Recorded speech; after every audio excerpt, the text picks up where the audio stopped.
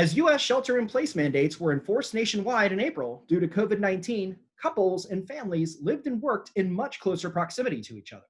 For those couples where their relationship was heading in a tough direction, the coronavirus may have been the final straw, where divorce is the only option. Divorce attorneys notice a surge in divorce filings post-quarantine in China, and divorce attorneys in the US suspected it was only a matter of time when the US opened up a bit where American couples would follow suit. Divorce is a complicated procedure filled with fear, uncertainty, pain, and in some cases, relief. Breaking up a homestead and starting fresh lives is challenging, and with the coronavirus, it only exacerbates the issue. Having a basic understanding of what to expect during a divorce and what life may look like on the other side may be helpful. With me today is Greg Beane, partner and board certified family law, Texas Board of Legal Specialization at Webb Family Law Firm, PC, and Jennifer D. Holmes, realtor with Engel & Volkers, Southlake. Our goal with this discussion is to educate and share our knowledge and expertise so that you may learn more about the divorce process in Texas during COVID-19, as well as how to pick up the pieces and start a new chapter in life. So with me, I would like to, with open arms, welcome our great panelists. So ladies first. Jennifer, tell us a little bit about yourself, your experience working with couples before, during, and after a divorce, and just a little bit more about Engel & Volkers. Thank you for the introduction, and thank you for having me, Ron. As you know, I'm a residential real estate advisor with Engel & Volkers, Dallas Southlake shop here locally.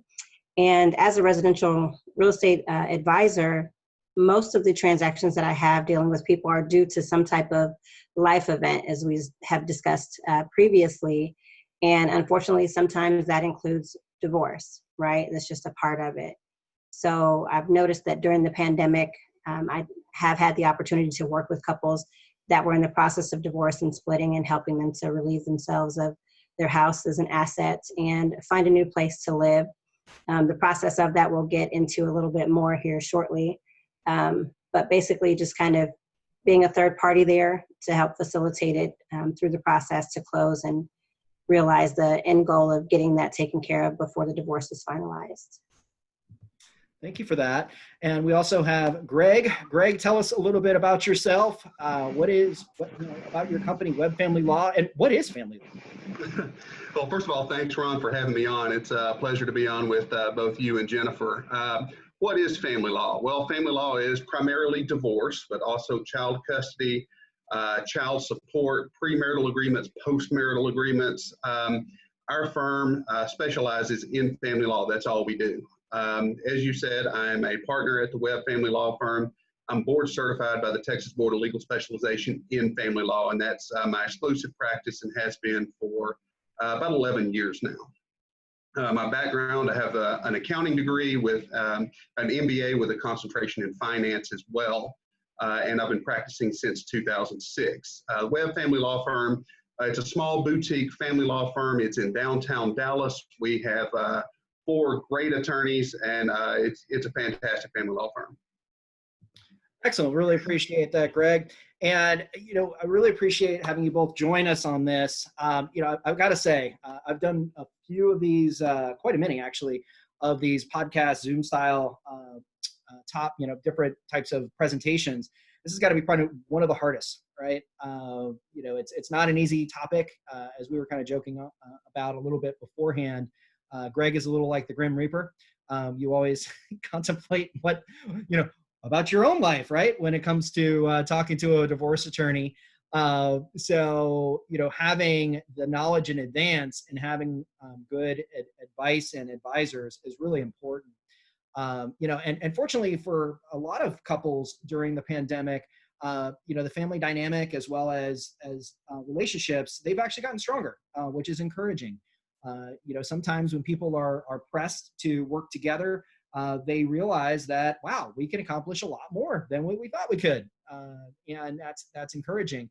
And then others, having that close proximity to each other has just pushed them over that brink. And in the most extreme examples, Greg, and you were talking about this, right? So The most extreme examples, sometimes a divorce is the best option, especially in a domestic violence type situation. So you've seen that unfortunate trend, right, with child abuse and spousal abuse. I have to say I have seen it in the last few months since the pandemic started, unfortunately. It seems like there has been a rise in domestic violence cases and divorces and child custody proceedings that are based on incidents of family violence. I haven't seen statistics nationwide on this, but from what I've seen and from what I'm hearing from others, that unfortunately is the case. Right. So, as professionals, our job is to offer support and knowledge, right, to help our clients navigate this volatile period. So what we're going to do is we're going to review the divorce process in the state of Texas, because we always have to say in the state of Texas, because that's where you're licensed, right, Greg? So you're not going to give advice for California or Minnesota or anywhere else. It's going to be for the state of Texas. And, we're going to go over some real estate options, right? So in our example, so let's assume our hypothetical couple. They've owned a primary home. They live in Dallas. And they've lived in Dallas County for 5 years. They've decided that the time has come. There's no going back. They're moving forward with the divorce. So let's assume they have 2 children. Greg, you're representing the wife, and you filed on her behalf in Dallas County. And the wife and children, they've temporarily moved into her parents' home in Tarrant County. So both spouses work. They have savings and retirement accounts, and the children, they're 8 and 10 years old, respectively. The divorce is amicable. So number one, please share with us the next steps from the time of filing to the divorce actually being finalized, and what's different now versus, say, a year ago. Well, typically in a case like this, it would go even before filing, because the question is, where do you file? Wife in this situation has moved to Tarrant County with the kids while husband stays in Dallas County. So it depends on how long she's been in Tarrant County as to whether you can file there or file in Dallas. In this hypothetical, you said we had filed in Dallas, which based on the information is probably the right call, because wife would have to be in Tarrant County for at least 90 days. So if you're looking to get the ball rolling quickly, that's what you do. But as far as the process, the first step after filing is to look and see if there are any immediate issues that need to be taken care of. Now you have 2 households instead of 1. And, if both spouses work, they're used to using that both incomes for 1 household, but now there's 2. It's to make sure there's enough money to go around, make sure there no immediate issues with the kids, make sure there's a possession schedule set up with both parents, and that both parents have the decision-making rights for the kids, and those are allocated, but just to make sure there are no temporary issues to be addressed. In family law, we call that temporary orders. A divorce has to be on file at least 60 days before it's finalized. Typically, even in amicable cases, it's around 6 months. For heavily litigated cases, it's a year or more. So there's a lot that happens in between as to, if mom's going to Tarrant County, if she's living in Tarrant County, where are the kids going to go to school? So it's looking at things like that. And like I said, the money. So if the parties aren't able to agree on that, then you go to court and have what's called a temporary orders hearing. And the judge says what happens in the meanwhile while the divorce is pending.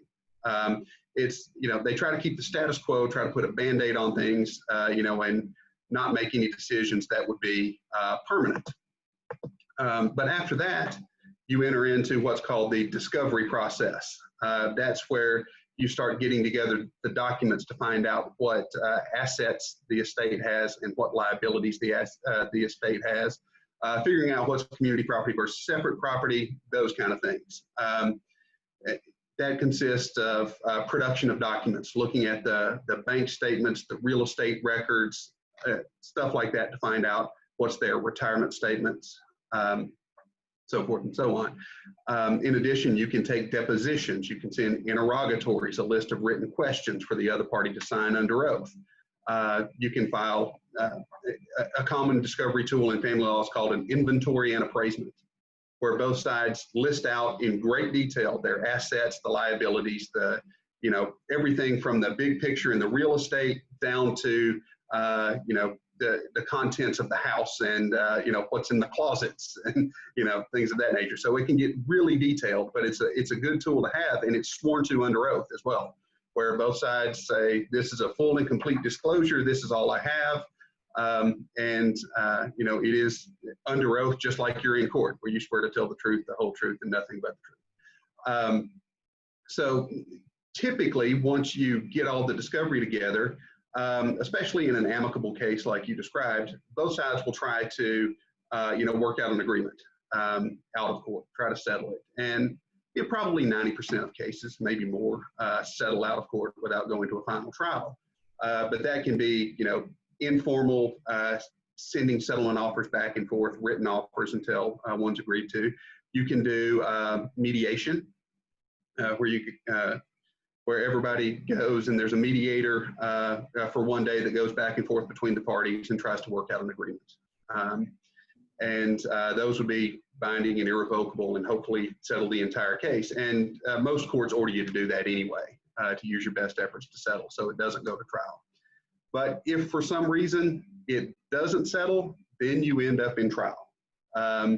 And like I said earlier, for heavily litigated cases, that can take, a year, sometimes more. I've seen cases go on for 4 years before they get to trial.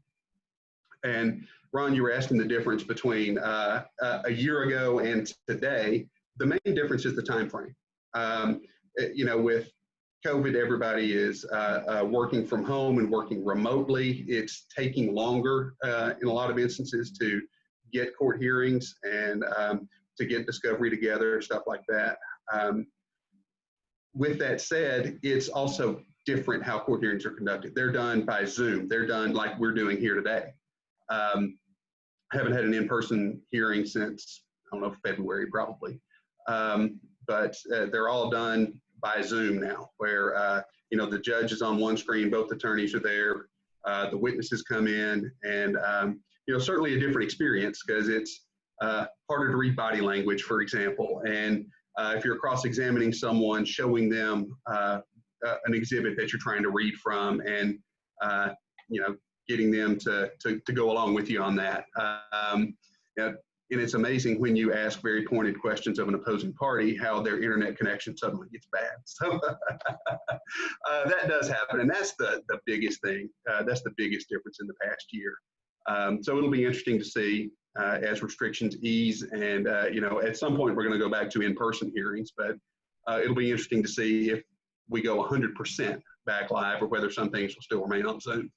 Yeah, well, I mean, that was an incredibly thorough explanation, so really appreciate that. You mentioned that because the hearings are public, they're actually on YouTube, right? So correct. Anyone wants to see a divorce hearing, you can go to YouTube. What was the one you recommended? Well, in Dallas County, there are seven district courts, I believe, and you can search by court number, and they have YouTube channels. It's a public forum. Just like you can walk in any day of the week and see, a court proceeding. Usually there aren't very many people doing it. And, the litigants, I think, appreciate that sometimes since, you're arguing over the kids and sharing private information, but it is open to the public. Got it. And then you also mentioned that I noticed that you also became a certified mediator. So you have that ability to do so, to be a mediator, or where you're an actual. Yeah, I am a certified mediator. So the process we were talking about earlier with mediations, I can do those as well as I represent clients in mediations all the time. Another thing that I'm certified to do is what's called collaborative law. It's a divorce process that happens out of court. As a matter of fact, the parties sign an agreement not to go to court. And it's a process, unlike a mediation that's one day. Collaborative is a divorce process separate and apart from litigation, where the parties meet together with attorneys and a neutral financial professional, a neutral mental health professional, and everybody tries to work out an agreement out of court. As a matter of fact, if they're unsuccessful, all the attorneys, all the professionals are fired, and the parties have to start over with new attorneys in litigation. Got it. Got it. Well, appreciate that. Okay, so let's get back to our hypothetical couple, and let's look at their real estate options. So, assuming that they're living together under, assuming that living together under one roof is not going to be an option. So we were joking about the movie War of the Roses. They're not going to, be at each other the whole thing. They're going to be going separate ways. So they're going to maintain their own separate homestead. Here are the options that we're going to talk about. There could be other options, but these are the two that we're going to center on for a discussion. So the first one is one spouse is going to retain the primary home. There's a mortgage of $400,000, and both spouses are on the loan and the title. And then the other spouse is moving out, and they're going to either buy or rent a home. So that's option number one. So one stays in the home, the other one leaves and buys or rents their own place. And then the second option is they decide they're just going to sell the primary home, and they then will decide to buy or rent on their own. So in my experience as a financial loan officer, anytime there's complexity in a deal, and especially if my clients start, they want to weigh options, like what's going to be my best route. I always break down the components into separate pieces before tackling the challenge head on. Right? It's much easier to just kind of peel it back and just take step by step, whether that's qualifying someone that's self-employed to looking at different options from a divorce perspective. So if you remember back in algebra, we had the FOIL method, first, outside, inside, last. So it's the same thing, right? So we just want to kind of break it down. In each case, if the spouse that is going to retain the residence, if that is going to be their motivation, if that's what they want to do, they will have to refi, right? So they'll have to do a refinance. So I will be involved in that particular scenario. And then if they decide they want to go buy a new home, I'll be involved in that side as well. Jennifer, she gets involved regardless. So Jennifer can help on the sale of the home, as well as renting or buying when it comes to helping one or both spouses. So, as a lender, our goal is, the underwriters and investors, they want to see consistency and continuity. So when a couple is going through a divorce, that just adds another layer of complexity. And it's uncertain to the investor. So before we even get to underwriting, we want to have some sort of an idea of a division of the assets and liabilities and child support and alimony. So Greg, we were kind of talking about it, right? So we're really looking at a division of a balance sheet, right? So profit and loss. And then we're also looking at the income statement. So can you tell us a little bit about how you go about that process, and how do you come up with that agreement where this is the amount that's owed to this couple and this or this spouse, and vice versa? Yeah, and Ron, I think that was very well put. I love the analogy of the balance sheet versus the income statement, because that's absolutely what it is. The balance sheet, the assets and liabilities, a lot of times that comes from that inventory and appraisement that I talked about earlier, because that's exactly what it is. And with that document, you can kind of come up with different ways to divide up the assets and the liabilities, for that matter.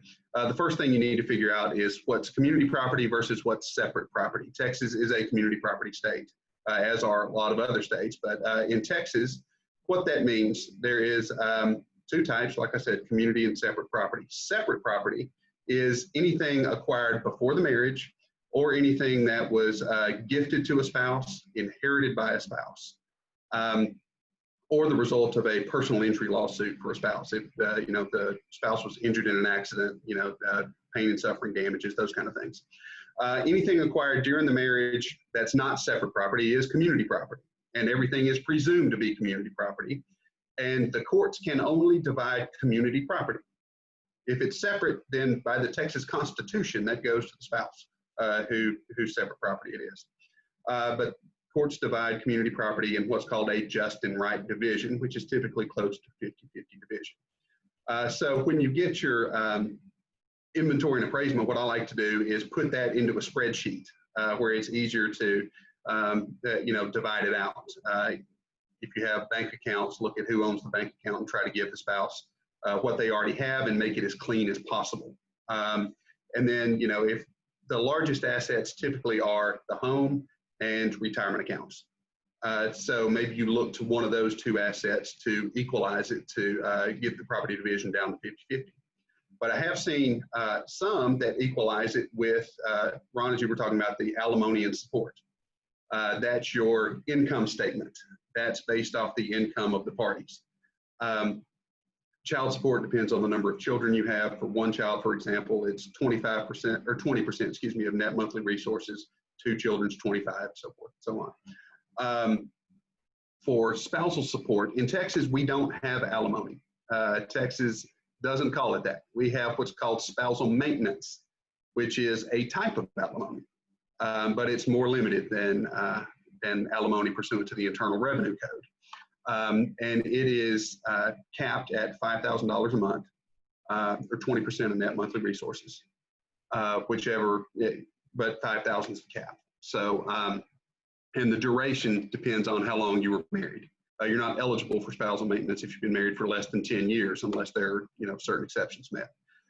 So those are things to look at, and some ways that we've equalized an estate or gotten a property division done. So for example, one spouse can purchase a house is to maybe order spousal maintenance, or you can do alimony by contract and do it that way so that the other spouse can qualify for a loan. So there are lots of different ways of doing it, and sometimes in amicable cases, the good thing is you can be creative with it. If you know one of the spouse's goals is to buy another house, then to try to make the property division work where they can qualify.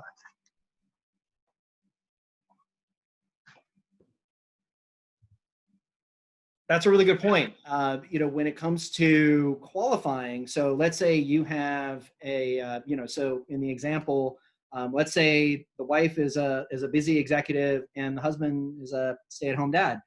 If he doesn't have any income, he can't qualify on his own. But being able to divide up the income statement, be able to have the, that spousal support, we can use that. Provided that the attorney, they sign off on it, right?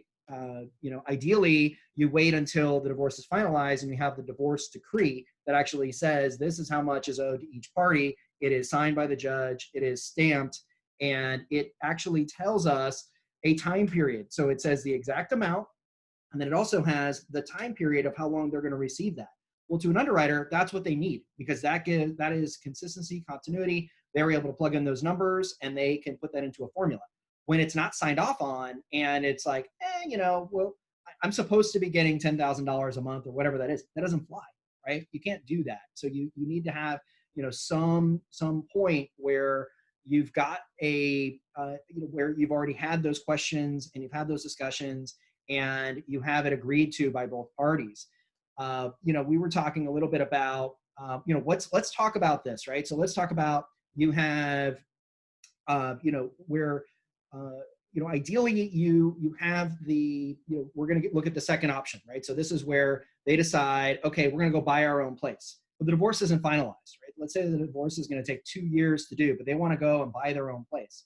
Well, we're in a community property state. So if you buy a property while you're still married, it belongs to the other, it's an equal share.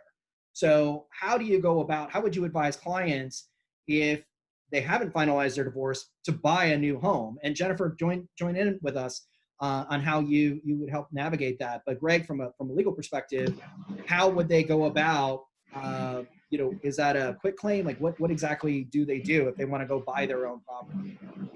Well, what I've done in the past is you can do what's called a partition agreement. It's another form of a post-marital agreement. Because one thing you want to avoid is exactly what you talked about, Ron, where one spouse goes and buys another house during the marriage, and then that house can be divisible on divorce. So I've done this before where we partition the property and make that the spouse's separate property, where it's not divisible on divorce. Now, typically, the other spouse is going to want something in return for that, and you can do another partition agreement where they set aside something of equal value as their separate property. I've done that before when one spouse has moved out of the house and that spouse wanted to buy a property. We partitioned it to that spouse. My client who stayed in the house received the house as a separate property, And then you kind of look at the values of the two. In that case, one spouse paid the other spouse an amount of money to equalize the value of the separate property, so that one spouse wasn't getting more separate than the other. But again, like I said, with amicable cases like that, you can be creative.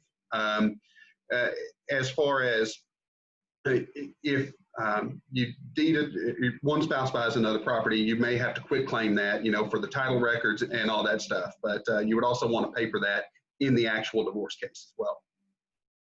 Oh, that makes sense. And then go ahead, Jennifer. I was going to say, as far as I'm concerned, if there's someone who reaches out to me, and there are a lot of people that I get on referral, they may not have contacted an attorney at that point, right? They just know that they're going to be separated. As the example that you gave earlier, maybe someone's moved in with their parents or another family member. The first order of business for me is to always refer them to somebody like Greg so that they can get legal advice, because I'm not an attorney, right? I'm not an attorney, so I want them to be getting the best legal advice provided to them by someone like Greg. But also there are different things to look at, because now, it's 2020. There are new scenarios. I was talking to someone the other day, and what they're planning to do is to keep the home that they currently have and have the children stay there, and the parents are going to be rotating out on a schedule that they have set up. So it's kind of something that is new and a bit different, but getting that information ahead of time, they'll probably do a lease or buy another home close by for them to also rotate out of, this is kind of a first for me, but it's very interesting to hear the different things that people are coming up with to try to keep some normalcy for the children when it's amicable in these types of situations. So we can get into that a little bit later with some of the other scenarios that we have, but always, as far as from a real estate perspective, when it comes to loans and it comes to legal advice as far as divorce proceedings, to always refer to a professional. Yeah, absolutely. And, Google is not a legal they're not a legal representative. So don't rely on Google to have your, what you're going to do in terms of your overall planning. I was reading an article, and I was floored by this, but they were saying that, if you have someone where, let's say there's limited spousal support and the other party doesn't know about it, or just doesn't care, or just isn't on top of it, they could move out of state, go to a state like Georgia, where they could get more spousal support, wait 6 months, and then go ahead and file in the state of Georgia. Now that other party has to go, has to travel to Georgia, spousal. I mean, it complicates it. So you really want to understand, if that's really where you're going, you have to protect yourself, right? So there are different states, and people can, move around, and, you need to control that. So Greg, if you're representing a party where that other person is flying to a state and going to live somewhere, can you prevent them from making that move, and how do you balance that? Well, the easiest way to prevent the move is to file for divorce, because once a divorce is filed, there's what's called a standing order in most counties that takes effect immediately upon filing. It's already a court order signed by the judges that are already in effect for every case. And one of those is going to say, don't move. One of the injunctions is going to say, don't move out of the state with children to change your residence. Because there's a public policy in Texas when children are involved to have what's called frequent and continuing contact with each parent. So if a parent is going to move, then the best thing to head that off is just to file immediately and have it heard by the judge, because it's an uphill battle in order to move with the kids. So that's important. Now let's shift the discussion, Jennifer. So let's say you're representing the busy executive wife, and she has the kids, so she's gonna maintain partial custody, and she just needs to find a place, but she's slammed, right? So now she just has her head in work. She's going into the office. How do you go about finding her place, and what are those steps you take as a realtor in really determining what's going to be best for her and her kids? Usually when that happens, all the parents want to be close to their children. So the first order of business is to kind of see what the must-haves are. What are home prices? maybe condo, townhome prices look like in the area close to the home so that the kids can still maintain some normalcy. Everybody that I have dealt with that has children that are getting divorced or have been getting divorced, they want to keep things as normal as possible for their children, right? So looking for a home that's close to the home that the kids are going to be staying in. Most people want to try to keep their kids in their same schools, so they can have, some normalcy to their life. So looking for a home that maybe gives enough distance, right, between the couple, but also is close enough to keep things together for the kids if they want to go visit their friends, where they can do that. And surprisingly, a lot of people are open to that, and they want to do that. They want to stay as close as possible. I think Bruce Willis and Demi Moore are a great example of that, right? People that want to kind of stay close enough together so that their kids can still be around their friends, can go to their school if they live close to the school or a park, and these are things that they normally do. If they have extracurricular activities that they're involved in, that either parent will be able to take them to that. And then again, if it's one parent, that the mom, if she's an executive and she's busy, there may be days where she can take time off, or if her schedule allows, commute wise, to stay in that area, then that would be the first order of business, is to find out what that looks like for her. Is it going to be a condo, a townhome? Is she going to be renting a home, or is there a home that she can buy in that area? That's really helpful. And, let's say you are going to be helping out the couple in the second scenario where they're going to sell the home. And then let's say they buy, right? So let's say they buy, one party buys one house, one party buys the other house. So, obviously you have to keep things, it's a delicate subject, right? Because it's a little bit of a contentious situation. But you have to be able to work with a couple in selling that home, right? And getting them to agree and have that open communication. But then you also have to maintain confidentiality, right? When it comes to the new purchases, because, there are a lot of spouses when you're going through that divorce, there's scorn, and then there's just that natural curiosity. And they're like, oh, what homes did you show the husband? Or, what's the wife going to buy? Like, no, it's no longer your business, right? So how do you maintain that? How do you help people sell one home and then represent them both on a purchase? It's interesting because you bring up a very good point about communication. A lot of times that's the reason why they're choosing to get divorced. They're not communicating effectively with one another. So it's very interesting during the process of selling their home, that I'm usually kind of that third party go-between. There are some couples that I can, get on group messages and we can work things out all at the same time. And then there are other couples that I have to, kind of be the go-between and mediate and kind of get everybody to come together for an agreement.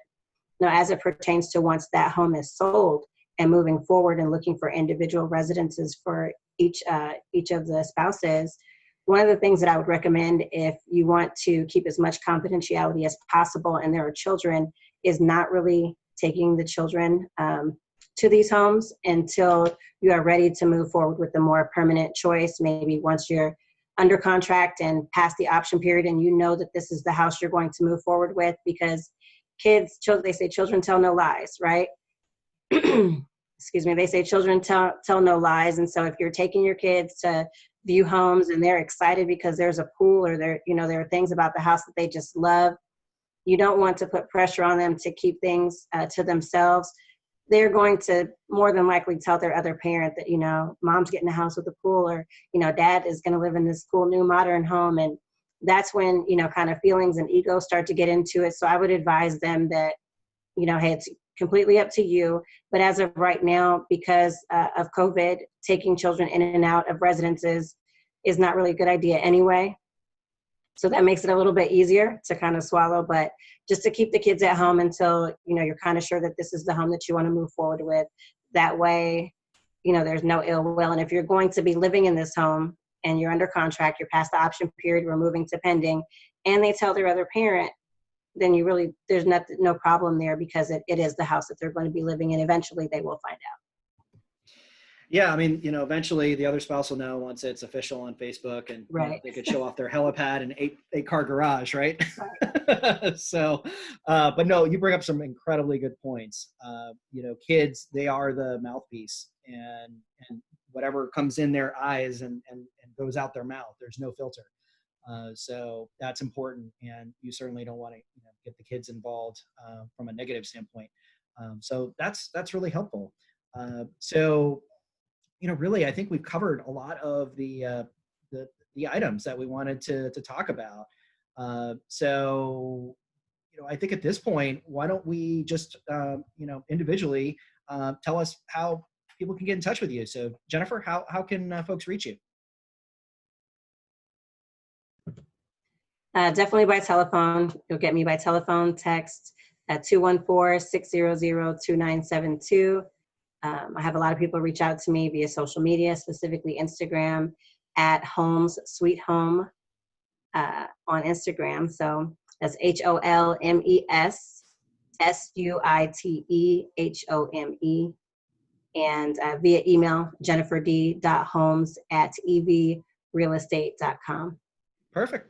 Thank you so much. And I always say that Jennifer is the social media queen. So if you haven't had a chance to check out our Instagram, definitely check it out. Greg, how can folks get a hold of you? And also, if someone is just, if they have it in their mind and they're like, okay, to that point, do you have initial consultations? Like how does someone go about having those initial conversations so they can start this planning discussion? Well, I have a lot of clients who contact me and they're not ready to file yet. So we do that all the time. And we go through what's called divorce planning and, getting all the information together and all of that stuff before we even file. So yeah, that's definitely an option. The best way to get a hold of me is by phone. My office number was on the initial slide here, 214-871-2730. Also, my cell number, you can call that. I have a lot of people contact me that way, 214-693-6543. And last but not least, by email, Greg, that's GREG, at webbfamilylaw.com. Fantastic. And I'm Ron Bruno, and I'm MLS 558-706, California and Texas. Really appreciate everybody's time. And, thank you so much for your insight on this important topic. Thank you all. Take care, guys. Thanks.